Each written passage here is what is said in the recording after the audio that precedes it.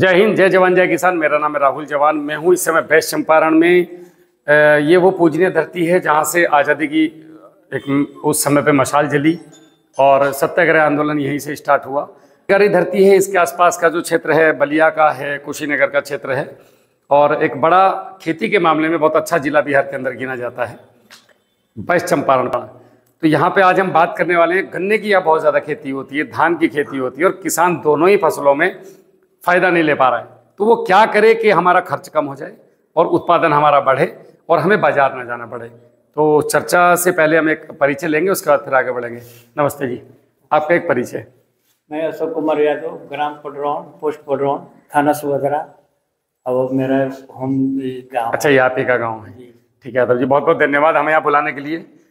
आप सभी लोगों का भी बहुत बहुत धन्यवाद। आप लोग अपना समय निकाल के आए। भैया तो 190 किलोमीटर से आए हैं और आप लोग यहाँ तक पहुँचे और हम लोगों को आपने बुलाने का यहाँ मौका दिया किसान कार्यशाला को। मैं एक छोटा सा परिचय दे देता हूँ अपना।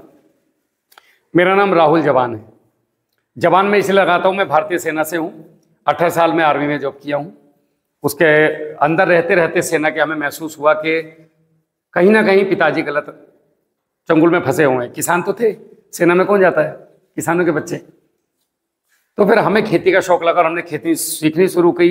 सीखते गए सिखाते गए, फिर एक शौक लग गया सीखने के बाद सिखाना। जो हमने सीखा वो हमारे साथ ना जाए, वो वेस्ट चंपारण के वाले भी सीखें, बिजनौर वाले भी सीखें। तो सीखते सिखाते हमने गांव-गांव जाकर के चौपाले लगाना शुरू किया और अभी तक हम 6500 से ज़्यादा चौपाले पूरे भारत और भारत के बाहर कई देशों में लगा चुके हैं और लगभग 30 लाख लोगों तक हम पहुंच चुके हैं। हमें लगभग 12 करोड़ लोग अभी तक कैमरे पे देख चुके हैं, जो हमारे पास डाटा है। और हमारा मेन मकसद है रसायन मुक्त कृषि से कर्ज मुक्त किसान की तरफ हम कैसे चलें। तो इसमें हमारी एक पूरी टीम काम करती है। आपको केवल मेन बॉडी में मैं दिख रहा हूँ, ये तो वीडियो आएगी, आप क्यों समय खराब कर रहे हो। तो उसमें पूरी टीम, जैसे मैं तो यहाँ हो गया, पीछे RK सिंह हैं, वो आपके सिवान जिले से आते हैं, बिहार से। एक गणेश बोंडे हैं, वो महाराष्ट्र के जलगांव से आते हैं और एक राजकिशोर जी हैं और कई लोग हैं, अब वो रांची से आते हैं। तो हम लोग सब लोग मिल करके किसानों के लिए एक ऐसी संस्था बनाए, किसान कार्यशाला, जिसमें ना आपको मुझे पैसा देना है ना मैं आपको पैसा दूंगा। मैं यहाँ आया हूँ, कोई शुल्क लेके नहीं आया हूँ, कोई पैसा चार्ज नहीं किया गया है किसी को भी। वो अलग बात है कि इन्होंने मुझे प्यार से 2 फल खिला दिया। आज एकादशी का दिन है, व्रत होता है आज का, तो वो अलग बात है कि आपने जो चाय पानी खिला दिया वो आप मेहमान नवाजी है, बाकी शुल्क कोई नहीं है। तो ये एक फ्री किसान कार्यशाला है। इसमें जो बातें बताऊंगा उनको ध्यान से सुनना है, नोट करना है, नहीं तो बाद में पछताओगे। ये वीडियो किसान कार्यशाला नाम का एक YouTube चैनल है हमारा। इधर आ छोटू, ये एक पर्ची सबको दे दे, बाकी मुझे लाके यहाँ रख दे। तो ये इस चैनल पे सारी वीडियो आएंगी। कहाँ जा रहा है? अबे गांव में थोड़ी बैठनी है, यहाँ बैठ। तो ये जो है ये इस चैनल पे आएगी वीडियो, ठीक है। घर जाकर के इसको ध्यान से देखना। इस चैनल पे और भी आपको 1800 के आसपास वीडियो हैं जो खेती से रिलेटेड हैं। तो बहुत सारे लोग हैं जो अपने साथ मिल करके खेती कर रहे हैं और अच्छी चीज़ जहाँ से मिले वहाँ से ले लेना चाहिए। तो अभी हम शुरू करते हैं। मेन यहाँ की जो समस्याएं हैं वो क्या क्या हैं, मुख्य समस्याएं। हमारा क्षेत्र जो है वो गन्ना बाहुल्य क्षेत्र है। हमारे यहाँ मूलतः गन्ना, धान और गेहूं की ही लोग खेती करते हैं बड़े पैमाने पे। सबसे बड़ी समस्या हमारे यहाँ गन्ने किसान की है कि हमारा लागत मूल्य जो है वो इस स्तर से अधिक है, जिसको कि कम करना बहुत आवश्यक है। कई ऐसे क्षेत्र हैं हमारे यहाँ जहाँ लागत मूल्य जितना लगता है, कमोबेश उत्पादन या तो उससे बराबर या उससे कम आता है। तो एक तो लागत मूल्य की समस्या है, दूसरा हमारे यहाँ जो बीमारियां हैं और इसका कोई स्थायी समाधान नहीं है। अभी आप चर्चा करें हमारे क्षेत्र की, तो हमारे यहाँ क्षेत्र में आगे ले आओ, जैसे ये बोल रहे हैं ना, तो इनके फेस पे होना चाहिए आपका कैमरा। हमारे क्षेत्र की समस्या है कि हमारे यहाँ जैविक कार्बन के नाम पे 0.03% है। अच्छा, जीरो कार्बन न के बराबर 0.03% है, जो कि अमूमन नहीं है। तो ऐसी सूरत में सिर्फ रसायन का प्रयोग करते हुए हम एक बेहतर उत्पादन नहीं ले सकते, ये हम सबको ज्ञात है। उसमें हमको क्या करने की आवश्यकता है? चूंकि किसान बंधु है तो किसान बंधु की पहुंच सिर्फ दुकानदार तक होती है। हम जाके एक समस्या बताएंगे, वो 3 दवाई पकड़ाएगा हमको, और हम अल्प ज्ञान में नहीं जानते तो उसका प्रयोग करेंगे। इसका कुप्रभाव हमारे स्वास्थ्य पे क्या पड़ेगा, हमारी मृदा पे क्या पड़ेगा, हमारी फसल पे क्या पड़ेगा, हमको नहीं पता। तो हमको ऐसा मार्गदर्शन चाहिए जहां हम सबका संतुलित सामंजस्य के साथ एक खेती करें और उसको फायदे में बदलें, फायदे वाली खेती कर पाए। मतलब हमें 3 चीजें चाहिए आप सभी लोगों को। नंबर 1, मेरी खेती सुधरे, है नहीं, इस पे थोड़ा आ नहीं रहा है, वो बोर्ड होता तो लगवाती। मेरी खेती सुधरे, खेती मतलब मेरा जो पेट खराब है, समोसा नहीं खा सकता, तो मेरा पेट ऐसा कर दो कि मैं कल में समोसा खा सकता हूं, यही ना। हमारा जो जैविक कार्बन है वो बढ़े, किसान को जो चाहिए। नंबर 2, मेरा खर्चा 0 तो नहीं हो सकता है भैया, कम से कम 100 रुपये खर्च कर रहा हूं तो 50 रुपये पे आ जाए तो बड़ी मेहरबानी, 70 पे भी आ जाए तो बड़ी मेहरबानी पहले साल में, है नहीं। और नंबर 3, कुछ भी करो उत्पादन गिरने की बात मत करना, क्योंकि मैं झेलने की स्थिति में नहीं हूं। ऑलरेडी कृषि कार्ड के कर्ज में दबा हुआ हूं, मेरी हालत खराब है। आज अगर हम किसान की बात करें, ये दीजिए, आज अगर हम किसान की बात करें, कहने के लिए कोई कुछ भी कहता रहे, कैमरे पे दुनिया किसान को करोड़पति बना रही है नहीं। आज आप मेरे बिजनौर के हिसाब से 20 बीघे वाले किसान के यहाँ, यानी कि 4 एकड़ के किसान के यहाँ जाइए, जो 1 से 2 हेक्टेयर के बीच में खेती कर रहा हो, 2 हेक्टेयर से छोटे किसान के यहाँ पे, और कभी अचानक से उसके घर जाना, 10 किसानों के घर कभी अचानक से जाना और बोलना खाना खाना है, जो बनाया वही खाऊंगा। आपको समझ आ जाएगा आप कितने पानी में है किसान। उस बेचारे के घर सब्जी बनाने के पैसे नहीं होते बरसात में, गन्ने का पेमेंट आके जा चुका होता है मई तक। बरसात के समय में हमारे यहाँ कहावत है कि भगवान ना करे कोई बीमार पड़े, किसान के पास बीमारी के पैसे भी नहीं होते इलाज कराने के। मैं गलत तो नहीं कर रहा, आप सभी लोग किसान हो, है नहीं। हमारी स्थिति यह है कि मोटरसाइकिल का बीमा निकल चुका है, हिम्मत नहीं पड़ रही उसको रिन्यू कराने की, सर्विस नहीं करा रहे हैं गाड़ी की, पैसा नहीं है, गन्ना आएगा तो देखी जाएगी, है नहीं। कृषि कार्ड के लोन हैं, पूरा नहीं भर पा रहे, ब्याज तक नहीं दे पा रहे हम लोग। कारण क्या है? उत्पादन कम है, खर्चे ज्यादा हैं। अच्छा ये बताइए, क्या स्कूल ये कहेगा कि अपने बच्चे की फीस मत दो, आप अन्नदाता हो, किसान हो, मैं आपको माफ करता हूं? क्या पेट्रोल पंप वाला ये कहेगा कि तेल फ्री में ले जाओ, डीजल? क्या दवाई वाला ये कहेगा फ्री में ले जाओ? हर चीज के रेट बढ़ रहे हैं, मजदूरी के रेट बढ़ रहे हैं, हर चीज। हमारा रेट वही है 3.5 रुपए किलो। उत्पादन हर साल गिर रहा है 80-100 की होड़ में। देखिए इसके लिए हम भी जिम्मेदार हैं। हमने अधिक उत्पादन की दौड़ में अंधाधुंध रसायनों का प्रयोग करते हुए वो उत्पादन तो अचीव कर लिया जो हम चाहते थे, लेकिन उस पर बने नहीं रह पाए। एक इतिहास में एक बड़ी अच्छी हिस्ट्री में बात कही गई है कि सफलता उसको मानते हैं जहां आप निरंतर बने रहो। आपने एक साल में 800 कुंटल काट लिया, अवार्ड मिल गया, हम तब माने जब आप हमेशा 800 कुंटल काटते रहो। और वो केवल संभव है आपकी जमीन को ठीक करने पर ही। जब तक आपकी जमीन में बायोमास कार्बन नहीं होगा, सूक्ष्म जीवाणु नहीं होंगे, सूक्ष्म अपनी जो मित्र फंगस है वो नहीं होगी, तब तक आप कुछ नहीं कर सकते, कंटिन्यूटी बना ही नहीं सकते। अंग्रेजी दवाई के दम पे, अंग्रेजी दवाई के दम पे हम अमेरिका को मालदार कर रहे हैं। कैसे? हम अभी जो अंग्रेजी दवाई ले रहे हैं वो ज्यादातर अमेरिकन कंपनीज हैं या उससे जुड़ी हुई सिस्टर कंपनियां हैं। पैसा तो वहीं जा रहा है, हेडक्वार्टर तो वही है। उसके बाद ये दवाइयां हमें बीमारियां देके जाती हैं। अब हम जो अंग्रेजी की दवाइयां ले रहे हैं उनका पैसा कहाँ जा रहा है? वो भी वही जा रहा है। मतलब पहले हमारी फसलों को बीमार करो, जमीन को बीमार करो, फिर हमें बीमार करो, टोटल पैसा फसल से जमीन तक का तुम ले जाओ, तो हम तो मजदूरी में फंस गए। हमारी स्थिति यहां फंसी हुई है किसानों की। तो अगर किसान को जानना है, मुझे कैसे पता इस बात का? मैं अचानक से बिना बुलाए किसानों के यहाँ जाता हूं, अचानक से, जैसे आपके यहाँ पहुंचा, अचानक से जाके पूछो तो पता चलेगा आपको सामने वाले की स्थिति। पहले से बता के जाओगे तो चमचमातम दाल वाल एकदम लिट्टी विट्टी चोखा बना के रखेगा। अचानक जाके बोलो खाना खाएंगे, तब आपको पता लगेगा यार दुख में है अगला आदमी। गलत तो नहीं कह रहा? तो हमारे इस दुख पे लोग मरहम लगाने आते हैं, लेकिन मरहम बेच के चले जाते हैं। समझ रहे हो? इतने मरहम की जरूरत होती है तब चोट पे लगाने के लिए, इतनी लंबी मरहम की ट्यूब बेच जाते हैं हमें, और हम जहां थे वहां के वहीं फंसे हुए हैं। तो हमें इस चक्कर से, यादव जी चिंता मत करो, जिसे प्यास होगी वो बैठ जाएगा। पता ही कष्ट नहीं करना, ये सरकारी स्कूल है, यहाँ कोई पैसे लेके नहीं आया ना जाया। हम सब यहाँ पे एक दूसरे को देने के लिए बैठे हैं। अगर ये पैसे की किसान कार्यशाला होती तो हम इनके लिए कुर्सी, माला, समोसे, चाय, सॉफ्ट ड्रिंक लेके आते। यहाँ पे फ्री आया हूँ ज्ञान देने के लिए, तो इनको सुनने दीजिए।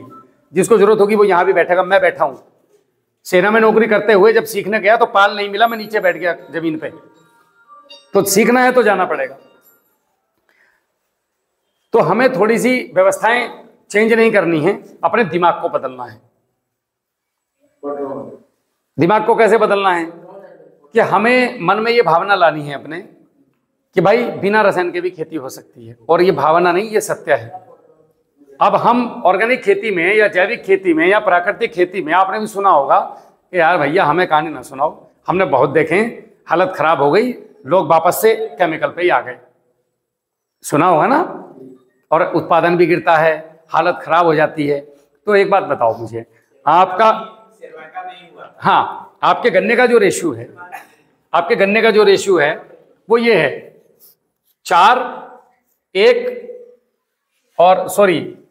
2:1:4। एक मोटा मोटा आंकड़े की बात करूं तो 2 बोरी यूरिया, 1 बोरी डीएपी और 4 बोरी पोटास। ये आज हम एक अच्छे गन्ने को दे रहे हैं जो देना चाहिए। अगर आपको 300 से 500 के बीच में उत्पादन पे जाना है तो ये 1 एकड़ गन्ने की डोज है रासायनिक की। हमें अब हमने क्या किया, आपने मेरा लेक्चर सुना के उसमें आ गए, हम कल से प्राकृतिक खेती करेंगे। अब आप क्या करोगे, अब इसको भी बंद कर दोगे, इसको भी बंद कर दोगे, इसको भी बंद कर दोगे, और आप आ जाओगे किस पे, जीवामृत, घनजीवामृत और कई चीजें और सारी चीजें। लेकिन क्या आपने कभी सोचा कि आज वर्तमान में जितनी नाइट्रोजन मैं अपने खेत को दे रहा हूं, इसके बदले में मेरे पास बिना रसायन के कोई ऐसा विकल्प है जो मैं इतनी नाइट्रोजन दे पाऊं? देनी तो पड़ेगी। वो कैसे देनी पड़ेगी आपको? बैक्टीरिया छोड़ने पड़ेंगे पर्याप्त मात्रा में नाइट्रोजन के, फंगस छोड़नी पड़ेगी, हरी खाद देनी पड़ेगी, गोबर की पर्याप्त मात्रा में खाद देनी पड़ेगी, गौमूत्र है तो उसका पर्याप्त मात्रा में आपको जमीन में देना पड़ेगा, ढैंचा जोतना पड़ेगा, गन्ने के साथ ढैंचा बुवाई करना पड़ेगा। जब 1 महीने के बाद गन्ना जुतेगा तब ढैंचा भी जुतेगा। तो इन सब से पूर्ति होगी। आप क्या कर रहे हो, खाली 10 किलो गोबर जीवामृत बना के खेतों में चला रहे हैं, मैं तो प्राकृतिक खेती कर रहा हूँ, तो बर्बाद होना भाई। मान लीजिए कि जो हम लोग फर्टिलाइजर, केमिकल फर्टिलाइजर यूज किए, तो जो हम लोग का जमीन का पीएच बढ़ गया।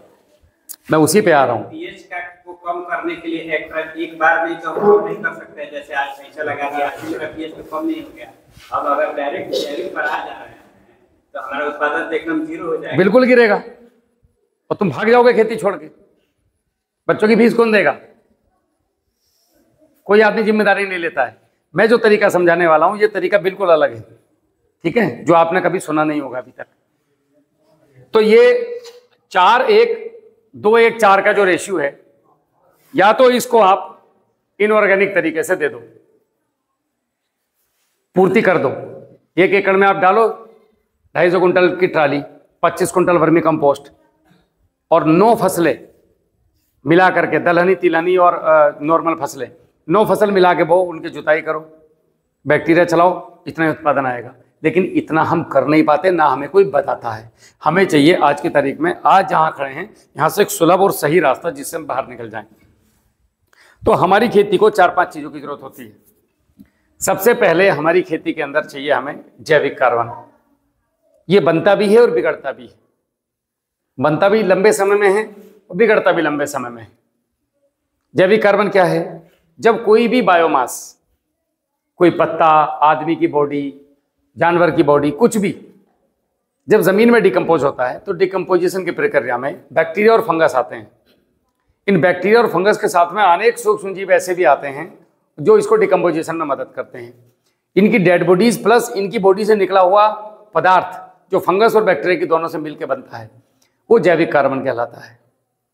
वो जैविक कार्बन जमीन में जाके 2 कणों के बीच में, ये जो 2 कण हो गए, इनके बीच में इलेक्ट्रिक कंडक्टिविटी का काम करता है, जो किसी भी चीज को जन्म देने में सक्षम है।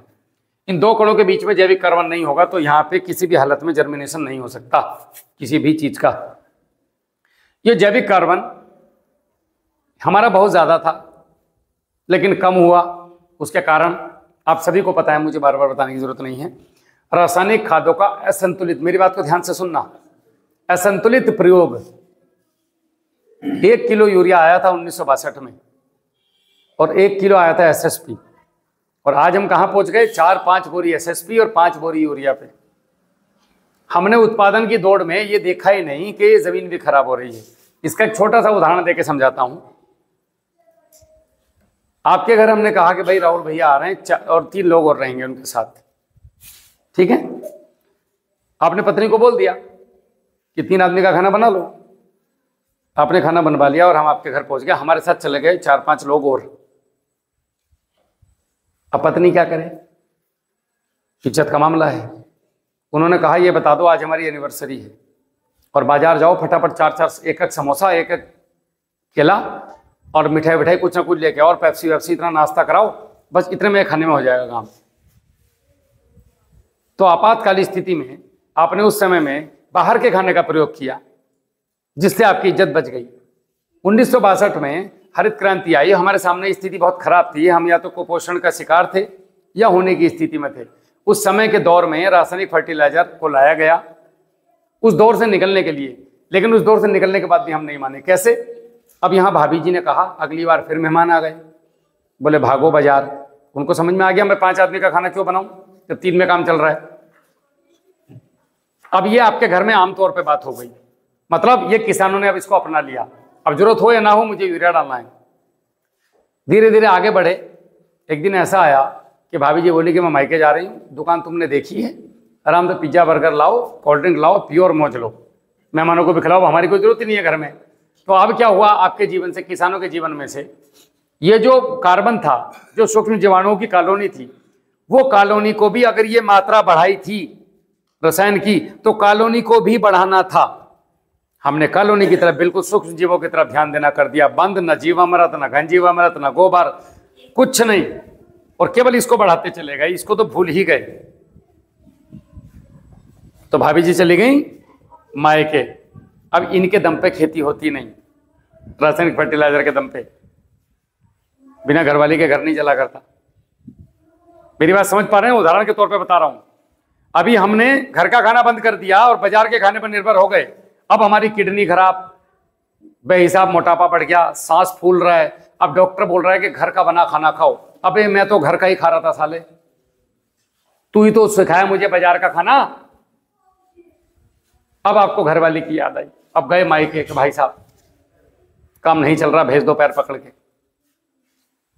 तो अब हमको जीवाणु की याद आ रही, जमीन खराब। आपको पता है भारत का एवरेज 0.35 है जैविक कार्बन, और 0.20 पे जमीन बंजर घोषित कर दी जाती है। तो आप बंजर के कितने करीब हो? लगभग बंजर हो गई। बंजर जमीनों का फर्क किस पे पड़ता है? सबसे पहला फर्क पड़ेगा मानव शरीर पे। भैया इन सभी को भी दिखाना है, मुझे नहीं, मुझे तो लोग देख देख के बोर हो गए। इधर आ जाओ। सबसे पहले तो आप जो खाना खा रहे हो ये जहर है। फर्टिलिटी हमारी जमीन की खत्म हो रही है। जमीन के साथ साथ हमारी बॉडी में वही जो उगा हुआ खाना जा रहा है, वो खाना तो जरूर है लेकिन पूरा भूसा है, जान नहीं है, जिंक नहीं है उसमें, आयरन नहीं है उसके अंदर, कोई पोषक तत्व। तो आप इसकी गुणवत्ता की चेक करवाओ कभी अपने चावल की, आपको समझ में आ जाएगा भूसा खा रहे हो। तो उससे शरीर में ताकत कहां से बनेगी? जिंक कहां से आएगा? जिंक नहीं होगा तो इम्यून पावर नहीं होगी, इम्यून पावर नहीं होगी तो बार बार बीमार पड़ोगे। आयरन नहीं होगा तो मच्छर काटेंगे, छोटा सा मच्छर भी काटेगा। आयरन होगा तो बड़ा मच्छर भी नजदीक नहीं आएगा आपके। आंखें खराब नहीं होंगी, विटामिन की कमी, हर चीज की कमी शरीर में।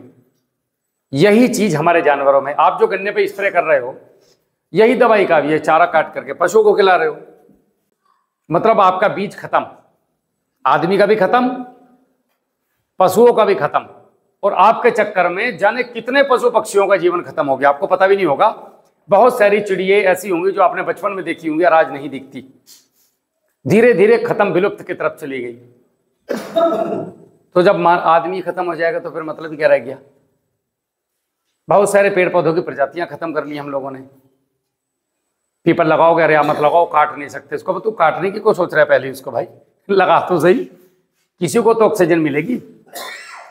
तो हमारे जीवन से हमने जैसे जैसे प्रकृति को छोड़ा और सिंथेटिक पे आए, वैसे वैसे हमारे जीवन में समस्याएं आनी शुरू हो गई। देख लो आज कौन सा घर, एक आप में से किसका घर ऐसा है जिसके घर दवाई नहीं आती? जितने किसान बैठे हैं यहां, सबके घरों में दवाई आती है। कारण, एक तो खाना वैसे ही शुद्ध नहीं है, ऊपर से उलट पुलट खा रहे हो दिन रात, खेतों में उगा रहे हैं वो भी। हमें लोग अन्नदाता कहते हैं। अच्छा एक बात बताओ, हमारी जिंदगी में हमारे देश से ज्यादा कुछ नहीं है। आज अगर कोई आदमी आपके देश से, तब हमारे देश से गद्दारी करे और देश को चोट पहुंचाए, तो आपकी नजर में वो क्या है? गद्दार है नहीं? और हमारे देश में सबसे जरूरी चीज क्या है? इस देश की रीढ़ की हड्डी क्या है? कृषि प्रधान देश बोलते हैं हमें। कृषि प्रधान इसलिए, लेकिन हम कृषि में प्रधान जी हैं, बहुत बड़े ना। हमारा मुख्य व्यवसाय कृषि है।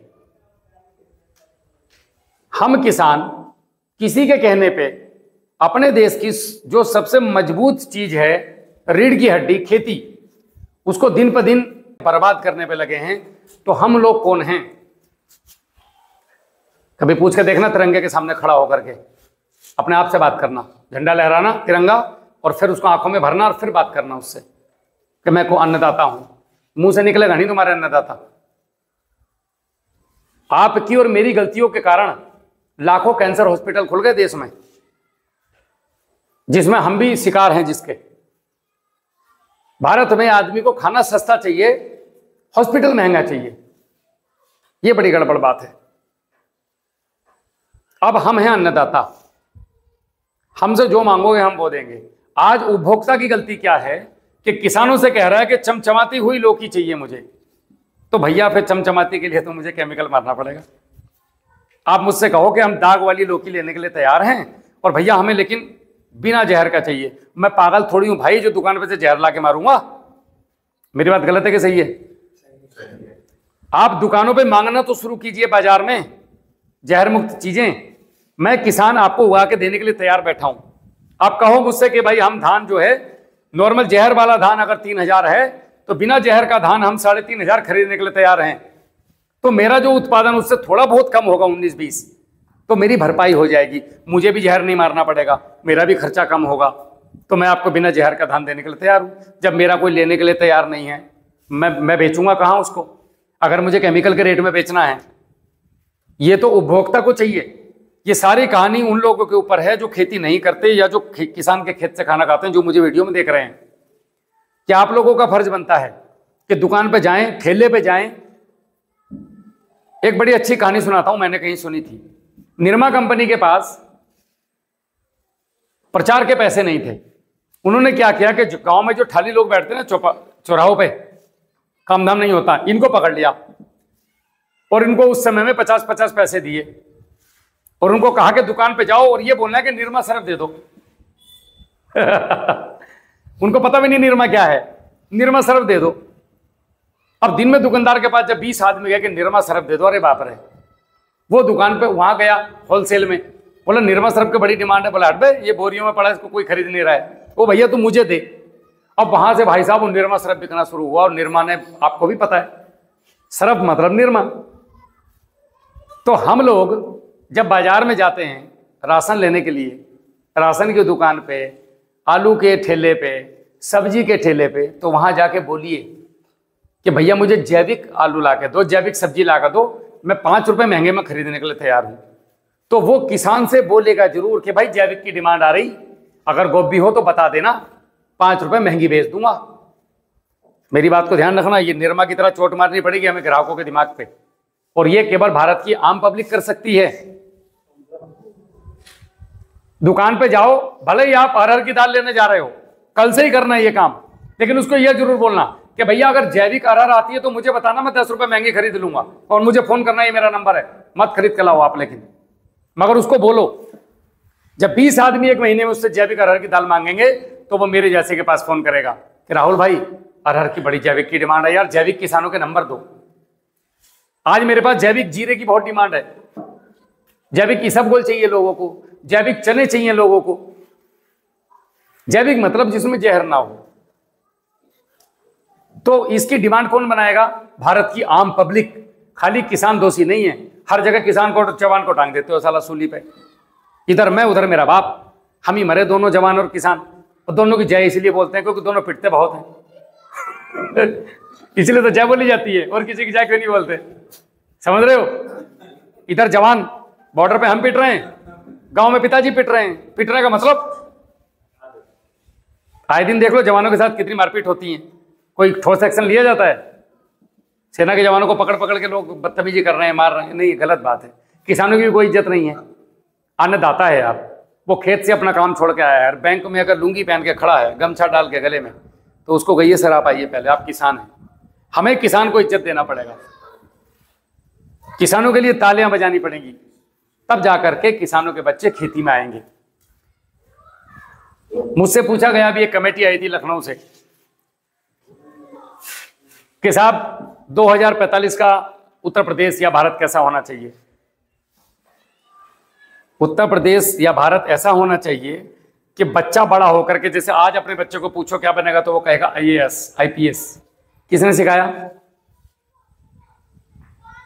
हमने सिखाया IPS IAS, जबकि वो एक बहुत कठिन सेवा है, जॉब नहीं है, नौकरी नहीं बोल सकते आप। मैं बहुत बारीकी से IAS और IPS के जीवन को देखा हूं।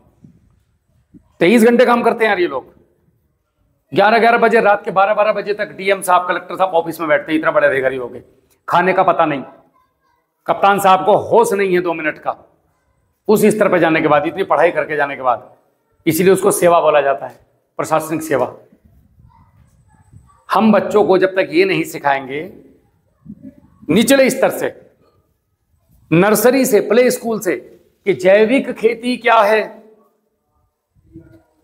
इसको कैसे करना चाहिए, इसके लाभ क्या हैं, प्रकृति क्या है, नेचर क्या है, हम उससे कनेक्ट कैसे हैं, और proud to be a farmer, एक किसान होने पर गर्व करो। जिस दिन इस देश का बच्चा ये कहना शुरू कर देगा कि मुझे किसान बनना है पढ़ लिख के, मैं रसिया में जाऊंगा, पढ़ाई करके आऊंगा, मैं किसान बनूंगा, मैं नालंदा यूनिवर्सिटी में पढ़ के आऊंगा, मैं किसान बनूंगा, मैं चौधरी चरण सिंह यूनिवर्सिटी में पढ़ के आऊंगा, मैं किसान बनूंगा, तब तक भला नहीं होने वाला भाई।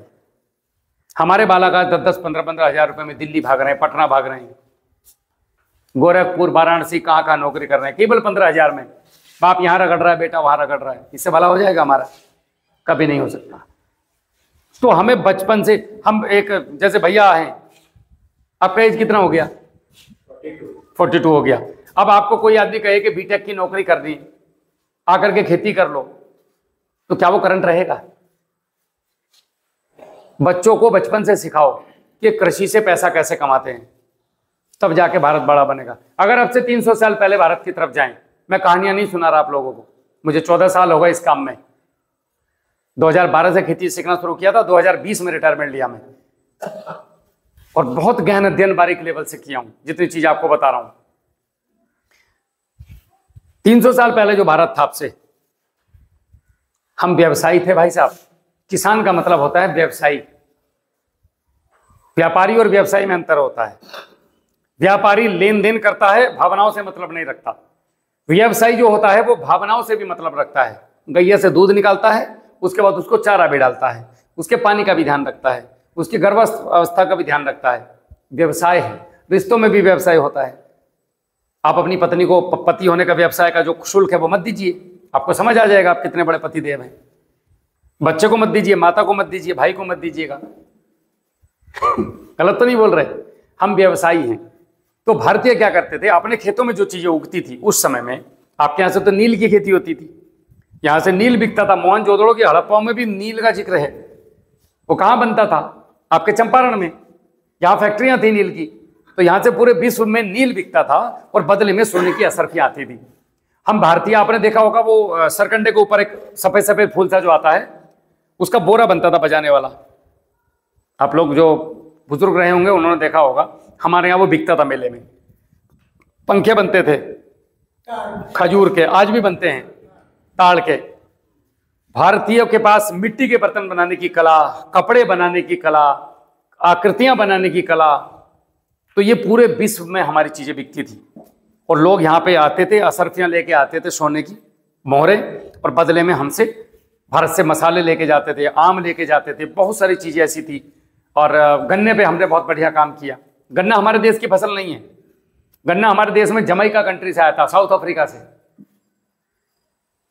तो हमने गन्ने पे बहुत अच्छा काम किया और गन्ने के हमने बहुत सारे उत्पाद, गुड़ बनाना हमने सिखाया दुनिया को कि गुड़ भी बनता है। और फिर दुनिया भर की चीजें भारत ने बनानी स्टार्ट की। और हमारे घरों में हम लोग जो चौपाल, आज व्हाट्सएप ग्रुप है, ये पहले चौपाल के तौर पे जाने जाते थे। पेड़ों के नीचे लोग बैठते थे और वहां पे बैठ करके कोई वो सूत काट रहा है, कोई रस्सी बट रहा है, कोई मुचका बना रहा है बैल का, कोई ऊपर वो प्याज टांगने का छींका बोलते थे जिसको, जिसमें प्याज भरते थे जाली वाले में, वो बना रहा है, कोई खाट की अजवाइन बना रहा है, कोई खाट बुन रहा है। तो ये अलग तरह की हमारी प्रतिभाएं थी उस समय में। और हम अपनी खेती में कुछ भी वेस्ट नहीं जाने देते थे, हर चीज का सदुपयोग करते थे। जैसे जैसे समय बढ़ा, अंग्रेज आए, अंग्रेजों को हमारे देश पे निगाह लगी, उन्होंने सारी खेती अपने अंडर में ले ली और सारी खेतियों को साहूकारों के अंडर में दे दिया। और साहूकार आप में और हम में से ही कुछ बाहुबली लोग बना दिए और हमसे हम पे राज करवाया। अंग्रेजों ने राज नहीं किया, हमने हम पे राज किया है। समझ रहे हो? आपने मुझ पे, क्योंकि मैं कमजोर था। और उसके बाद में हमारी 4 पीढ़ियों ने खेती नहीं की। अब बताइए, गुलाम होने के बाद से कहाँ खेती कर पाए? 1940-45 आते आते तो उस समय दौर था एकदम संग्राम का। उस समय तो हर आदमी को चढ़ी हुई थी कि आज़ाद होना है। लेकिन जब देश आज़ाद हुआ तो आते ही युद्ध झेला। हमारा पड़ोसी हम पे तान के बैठ गया, उसको पैसा भी दिया, युद्ध भी झेला, फिर 65, फिर 71, फिर 2 टुकड़े हुए। यही पता नहीं चल रहा था उस समय के सरकार को कि आदमी कितने देश में खाना खाने वाले। तो ये जो आई हरित क्रांति, ये भी मजबूरी थी, नहीं तो भूखे मर जाते। तो हमारी जो या बीच में चौधरी चरण सिंह आते हैं, उन्होंने कहा कि जब तक किसान को किसान की जमीन नहीं दिलवाओगे उसके नाम पे, तब तक उसको वो दिल से खेती नहीं करेगा। उन्होंने फिर खेती अध्यादेश आया और सबको खेती की जमीनें नाम पे हुई, हमारे जो आज हमारे नाम पे हैं। पहले ऐसे खेती करते थे, आज इधर जाएंगे, कल इधर जाएंगे, परसों इधर, पूरा गांव। फिर पर्टिकुलर बांट दी गई और फिर हमने खेती शुरू किया। लेकिन खेती करें कैसे? आप इंजीनियर, आपके पिताजी इंजीनियर, आपके दादाजी इंजीनियर, अब आपका बेटा कैसे खेती करेगा चंपारण में? तो हमारी 3 पीढ़ियां अंग्रेजों की गुलाम रही। हमने खेती की कहाँ? जो हमारी खेती की किताबें थी, जितना भी कुछ भारत में था, वो गुस्से में आकर के, जैसे आप कमरा खाली करो किसी के यहाँ पे, तो गुस्से में सब तोड़ फोड़ के जाओगे। ऐसे अंग्रेज पूरे देश को तोड़ फोड़ के गए और सारी किताबें, आधे से ज्यादा हमारी कृषि की जितनी भी रिसर्चें थी, सब फूंक गए। आपको पता है कहाँ फूकी? आपके बिहार में ही था वो जगह, नालंदा यूनिवर्सिटी, फूक के चले गए साहब। तो हमारे पास बच्चा टूटा फूटा ज्ञान, और पहले लिखा पढ़ी होती नहीं थी, मौखिक ज्ञान चला करते थे।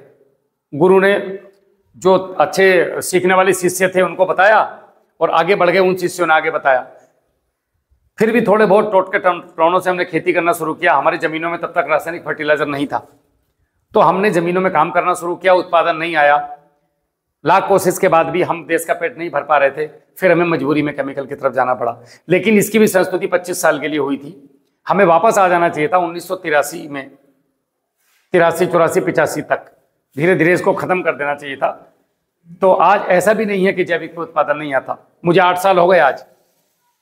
मैं भी आपसे हाई लेवल का सोच वाला था कि एक सीसी में 2 डालूंगा, खेती बढ़िया करनी है। लेकिन पता जब चला, जब कुछ रिजल्ट हाथ नहीं आया, बराबर बराबर बैठ रहे थे। आज हम गन्ना बो के आते हैं और बहुत शानदार गन्ना काटते हैं, बाकी काम नेचर करता है। हमें भी शुरू में अजीब लगता था, यार बेवकूफ़ बनाते हैं, हट ऐसे थोड़ी होता है, ये लोग पागल, इतना खाद डाल रहे, इतनी दवाई डाल रहे हैं, बेवकूफ़ है क्या? इतने बड़े बड़े डॉक्टर साहब आते हैं, ऐसे तो कोई भी खेती कर लेगा। लेकिन ये संभव है, मगर एकदम से नहीं। तो आज इसी मिश्रित उस पर बात करेंगे हम। जितनी चीजें मैंने बताई, ये चीजें समझ में आई कि हम यहां फंसे हुए क्यों हैं और इसकी जरूरत आज देश को क्यों है। अगर हम नहीं सुधरे तो 2030 तक हम अपनी प्रजनन क्षमता खो बैठेंगे, आदमी भी और जमीन भी। और प्रजनन क्षमता खोने वालों को क्या बोलते हैं, ये आप लोगों को अच्छे से पता है। जमीन बचाओ, खुद को भी बचाओ। नस्ल तो तब आएंगी ना आने वाली जब बच्चे पैदा होंगे, और बच्चे पैदा जब होंगे जब तुम्हारे पास भोजन होगा। खाली बच्चे पैदा करे जाओ कुत्ते बिल्ली की तरह, होगा क्या उससे? जब उन्हें भोजन ही नहीं मिलेगा, वो तुम्हारे सामने तड़पेंगे आंखों के। हमारा पोता हमारे सामने तड़प तड़प के मरेगा, ऐसा कौन चाहता है? कोई भी नहीं। तो आज आपको काम करना पड़ेगा। अगर उस समय में इन लोगों ने, क्रांतिकारियों ने हथियार नहीं उठाए होते, भगत सिंह ने, ये गांधी जी ने और कई लोगों ने, तो आज तो आप और मैं थोड़ी बात कर रहे होते। अभी भी हम गुलाम होते हैं अंग्रेजों के। मेरी बात से सहमत हैं कि नहीं? तो आज आपको काम करना पड़ेगा, तब आपका बच्चा जाकर के कुछ कर पाएगा। तो मैं आपको कुछ ऐसे आसान तरीके बताने वाला हूं जिससे आपकी खेती बहुत ईजी हो जाएगी। एकदम ऐसा लगेगा आपको अरे बाप रे ये तो कोई भी कर लेगा, बस आपको पता नहीं है या किसी ने आप तक उन बातों को आने नहीं दिया। ठीक है, इस वीडियो को यहीं क्लोज करेंगे हम। जय हिंद।